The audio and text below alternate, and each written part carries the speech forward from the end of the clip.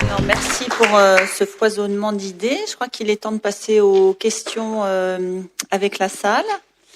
Est-ce qu'il y a une question ? Oui, Jean-Pierre Joncher, de l'Association française des véloroutes et voies vertes et également de la FUB, Fédération unie de la bicyclette. Je voulais intervenir, d'abord pour dire que vraiment c'est une session superbe pour toutes les interventions. Je viendrai sur un point de Monsieur Orfeuille, donc où il a souligné une dimension psychologique comme frein à certaines solutions. Et je pense que il se trouve que la bicyclette qui est peu évoquée dans cette transition énergétique, ça a d'ailleurs été souligné par plusieurs journaux récemment, dont Libération. Alors, je vais pas donner je vais pas détailler l'argumentation. Pour ceux qui sont intéressés, c'est que Monsieur Orfeuille le disait, il y a un bouquin qui a été très bien fait par Frédéric Errand qui s'appelle Le retour de la bicyclette. Bon, l'argumentation justement sur ces freins psychologiques, ils sont abondamment détaillés et donc justement il faudrait pouvoir avancer dans ce sens. Alors il se trouve que pour une partie, les possesseurs de bicyclettes sont hors de la sphère marchande. Ils l'ont déjà. Enfin, ils l'ont déjà ou ils vont en acheter, mais ça coûte pas très cher et ça intéresse pas beaucoup d'acteurs. Alors ça, c'est un problème majeur, je pense, du problème. Alors, je vais venir sur un petit point de Monsieur Orfeuille qui a parlé du VAE, qui est donc le vélo assistance électrique, qui est largement utilisé en Chine. Je pense, je suis pas le seul, que c'est sans doute le véhicule urbain de l'avenir une fois qu'on aura vaincu cette appréhension. Parce que le vélo à assistance électrique a alors un avantage considérable, c'est que le cycliste qui fait, mettons, 75 kilos, son vélo qui fait 25 kilos, ça fait 100 kilos au total. Donc la batterie travaille pour transporter, disons, aux 3/4 la personne qui se déplace. Si on prend déjà les véhicules, des voitures à assistance électrique, aussi légères soient-elles, on renverse totalement le rapport, puisque à ce moment-là, la batterie est utilisée pour transporter des 3/4 de ferraille et 1/4 d'humain.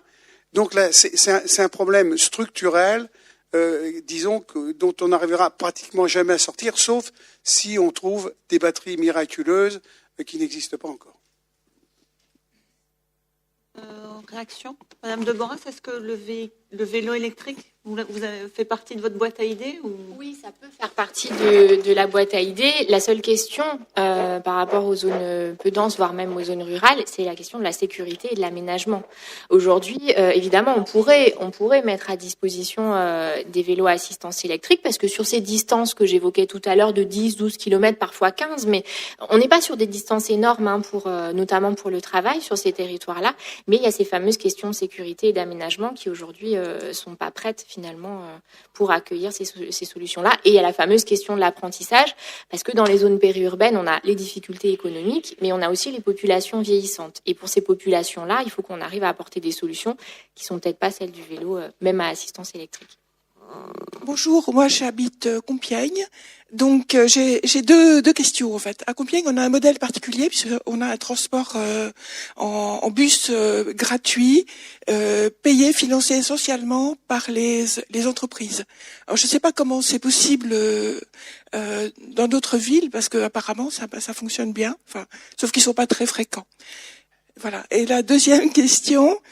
Vous n'avez pas du tout parlé de l'avion et je me pose la question des investissements publics. Pourquoi investit-on énormément dans des aéroports qui parfois ne servent à rien et on hésite à investir dans le Grand Paris et il me semble qu'il y a une question de démocratie peut-être.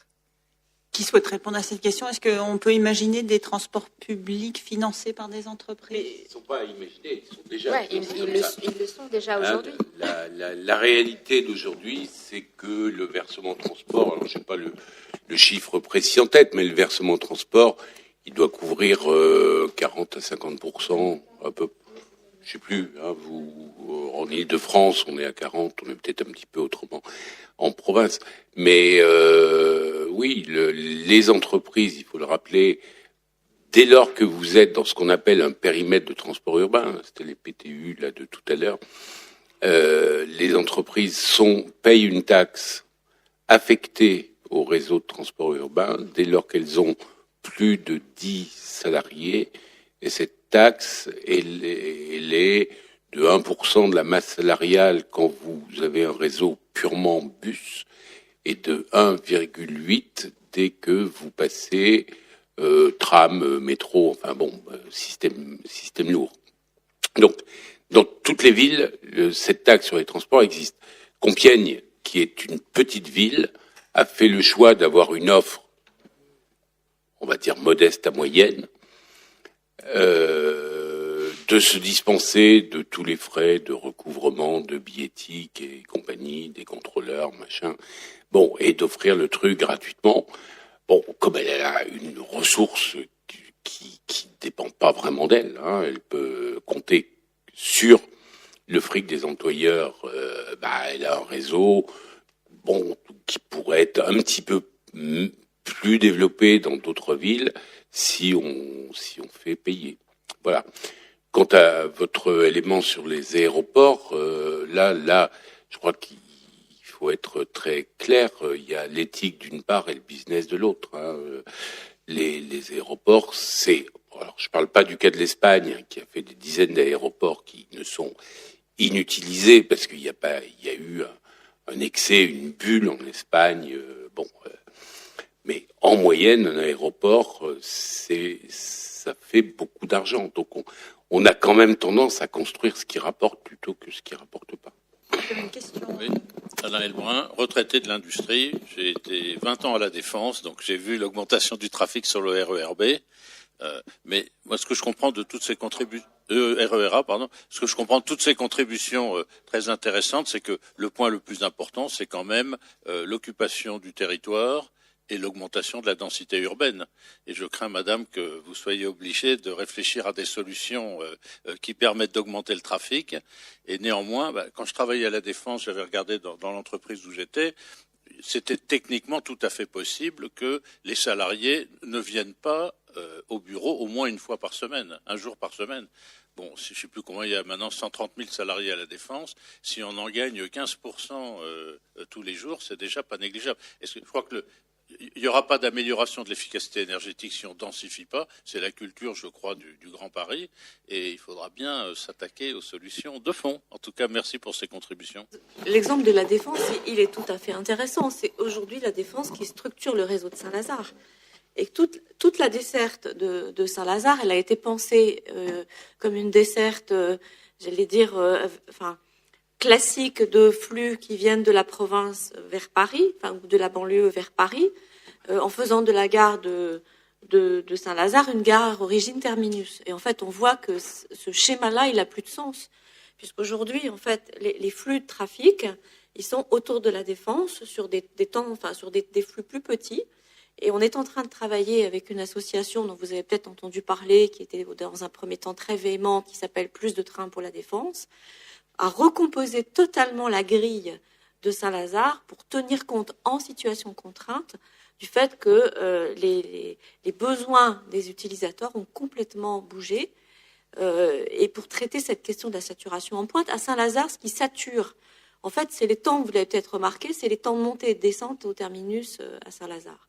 On n'arrive pas à faire partir les trains tant que les gens ne sont pas descendus du train qui a précédé. Dans la question du télétravail, vous disiez aussi tout à l'heure, évidemment, le télétravail, ça fait 20 ans. Ça se développe gentiment, mais effectivement pas énormément. Mais pour répondre à votre question, j'ai une réponse très très simple. C'est pourquoi êtes-vous dans cette salle ce matin? On aurait très bien pu faire ça à la télé. Donc, voilà, hein, il y a un moment où on a besoin d'être ensemble. Alors, toutes les expériences de télétravail aux États-Unis donnent comme limite un jour et demi par semaine. Bon, c'est déjà pas si mal, hein, on peut économiser du transport avec ça. Hein. Mais bon, après, à 2 jours On n'a plus le sentiment d'être salarié, plus le sentiment d'appartenir à un collectif, et on est sur un autre modèle. On devient travailleur indépendant.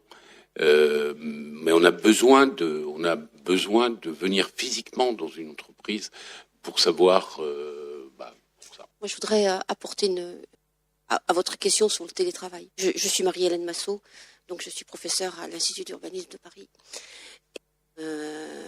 Tous les travaux qu'on a menés sur le comportement, que finalement cette histoire de télétravail, elle est complètement passée dans les mœurs. C'est-à-dire que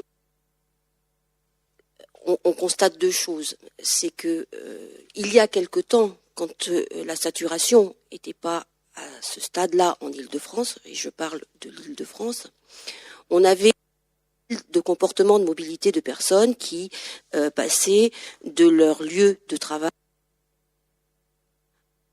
à des lieux de rencontre de mobilité professionnelle, et on les voyait faire au cours d'une même journée ce genre de pérégrination.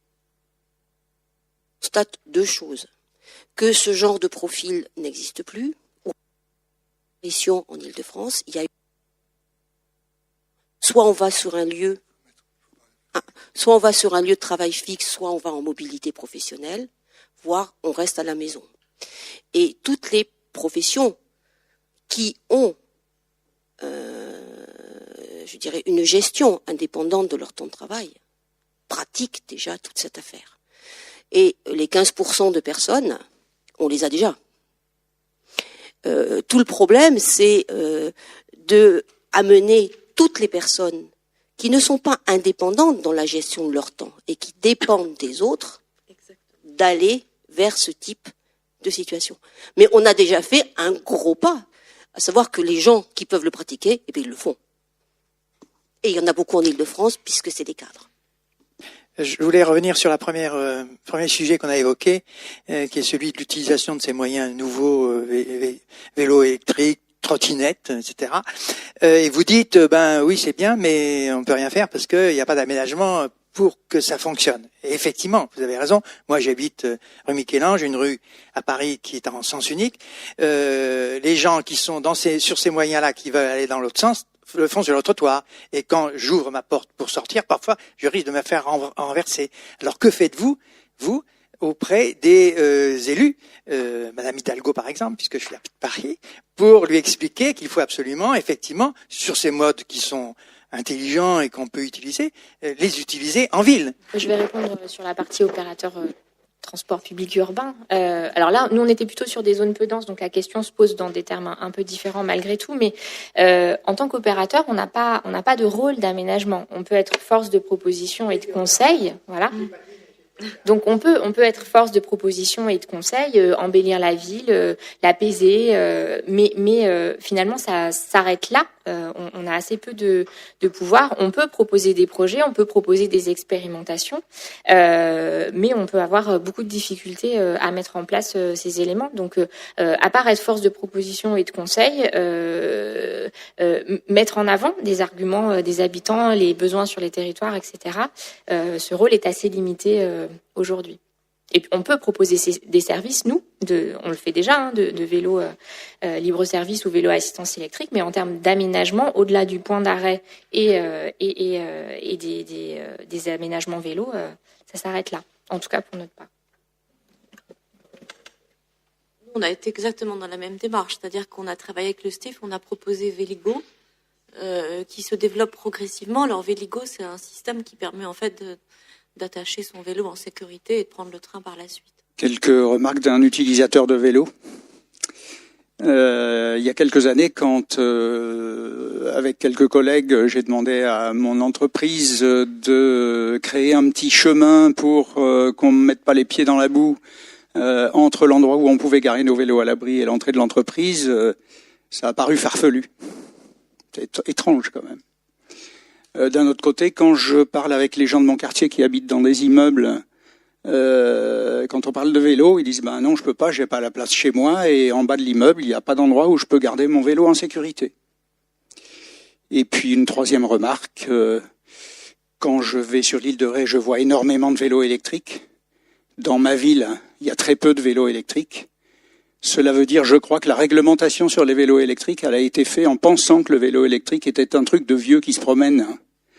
C'est-à-dire que la vitesse à partir de laquelle le moteur décroche, c'est 17 km/h. Quand on va au boulot, on a envie de pédaler plus vite. Et là, le moteur, il ne nous aide plus beaucoup. C'est 25 le décrochage total, mais c'est 17 le début du décrochage.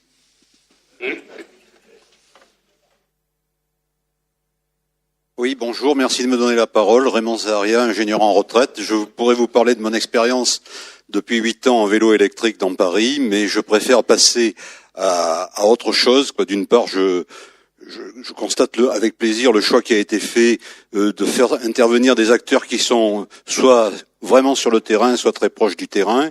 Cependant, hier, j'ai entendu Pablo Solon dire le plus important pour réussir la transition, c'est de changer les règles. Donc, au risque de faire un hors-sujet, je voudrais m'exprimer sur ce plan-là, c'est-à-dire peut-être assez loin des questions qu'ont touché les intervenants. Donc, changer les règles, ça signifie par exemple mettre moins de prégnance à la politique de l'offre et à la publicité. Dans le cas précis que j'ai entendu sur l'offre de transport public, il y a plusieurs choses.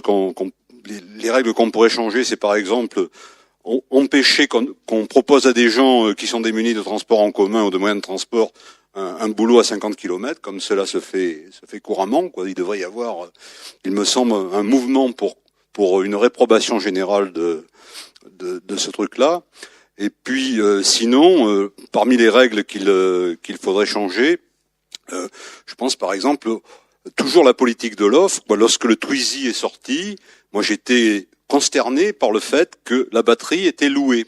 Ça veut dire quoi? Ça veut dire que quand je fais 100 km en électrique, je dépense 15 kWh et ça coûte moins de 3 € au prix de l'électricité aujourd'hui en France. La même performance en moteur thermique, ça coûte entre 7 et 10 € pour faire les 100 km de carburant. Café Renault, il a rapatrié une partie de cette économie de 60 ou 70%, et le résultat, c'est que Twizy est un échec. Autrement dit, le fait qu'on soit dans la politique de l'offre, que la puissance publique est portée disparue. Si vous voulez, la puissance publique, moi j'ai fait ma carrière sous l'empire de la puissance publique. J'ai travaillé dans le privé, j'ai aussi travaillé dans un établissement public. Alors évidemment, on connaît des tas d'effets bureaucratiques et des tas de choses dont on peut se plaindre, mais de temps en temps, la puissance publique peut être gardienne de l'intérêt général et empêcher que la politique de l'offre fasse n'importe quoi. Je choisis cet exemple de Twizy, mais naturellement, les exemples sont innombrables. Donc, je pourrais en donner d'autres, mais je ne veux pas prendre trop de temps. Donc voilà, je voulais aussi parler de remettre en cause les règles existantes. Un autre exemple, bien sûr, c'est je l'ai dit, la disparition de la puissance publique. Pour moi, il y a un certain nombre de réalisations qui ont été faites. Je veux dire, aucun industriel n'aurait pris les risques de faire la première centrale nucléaire, le premier lanceur. Il y avait obligatoirement une intervention forte de la puissance publique. J'ai entendu ce matin, j'espère que la transition se fera sans trop de dépenses de la part du public. Je pense on parlera demain des questions de financement. Accommoder la contrainte du manque de financement public, alors que c'est uniquement une question de convention, mais je ne veux pas anticiper sur la télé de demain, ça me paraît vraiment pas la bonne façon de réussir. Merci de m'avoir écouté. Oui, je me reconnais dans la personne que vous dénoncez, donc je vais essayer de me justifier. Je crois que vous assimilez la puissance publique à un chéquier, mais elle n'est pas que ça. La puissance publique, elle peut, par exemple, définir des normes. Elle peut faire de l'incitation.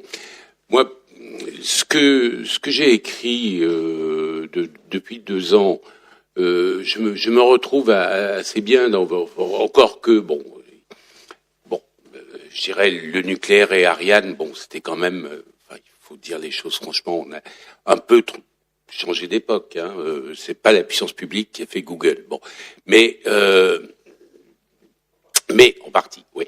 Non, juste ce que je voulais vous dire, C'est quelque chose de très simple. Ce qui est extrêmement frappant autour de beaucoup de choses qu'on a discutées tout de suite, qui tournaient autour du vélo électrique, etc., Twizy que vous avez mis en cause, c'est en gros vous avez aujourd'hui une offre de la part des constructeurs européens et mondiaux qui va multiplier par 10 ou 20 les modèles possibles de tout petits véhicules urbains, en général plutôt à 4 roues, et dont on peut dire tout de suite, aujourd'hui, que ça sera nécessairement un échec. Parce que quand vous avez une offre de 15 véhicules différents par 15 constructeurs différents qui vont chacun s'efforcer de rentabiliser leur recherche-développement sur un très petit nombre de véhicules, vous êtes sûr et certain que personne ne les achètera. Le rôle de la puissance publique, il serait simplement de dire, voilà, nous sommes en Europe, nous aimons nos villes, nous n'aimons pas être trop pollués, nous ne voulons pas trop de voitures dans nos villes. Des véhicules urbains électriques, enfin ceux dont j'ai parlé tout à l'heure, sans permis, machin, etc. Bon, on va faire un appel d'offres européen et on va, quand je dis européen, c'est évidemment que ça sera la région de Stuttgart, la région de Paris, la région de Toulouse, des régions espagnoles et compagnie, et on sélectionnera 2 ou 3 machins comme ça, hein, mais pas 50 ou 100 modèles. Ça, on est sûr qu'on tue le truc dès le départ. Et l'autre façon de le tuer, et là, bon, je vais être, bien entendu qu'il y a un élément complémentaire, il faut adapter les réseaux.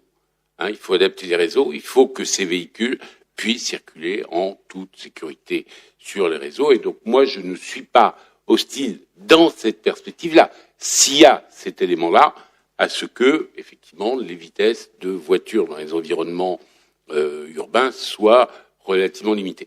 L'autre élément sur lequel je suis toujours fasciné, parce que moi, je suis très proche de solutions, je dirais, inspirées du vélo, et en même temps, chaque fois que j'entends des cyclistes, j'entends un peu toujours la même chose. C'est-à-dire qu'il faudrait que la population française acquiert les valeurs des cyclistes actuels. Mais votre enjeu à vous, c'est que la population française, avec ses valeurs, adhère au cyclisme. Et ça, c'est quelque chose d'assez différent. Et donc, pour moi, il faut être relativement tolérant, accepter que des gens n'aiment pas la pluie. Bon, vous pouvez dire, on s'en fout de la pluie, mais il y a plein de gens qui s'en foutent pas. Bon, et c'est ça le problème, si vous voulez. Et je crois que là, il faut avoir une attitude un peu tolérante, et je pense qu'on aura intérêt à avoir des véhicules qui aillent un peu au-delà du vélo.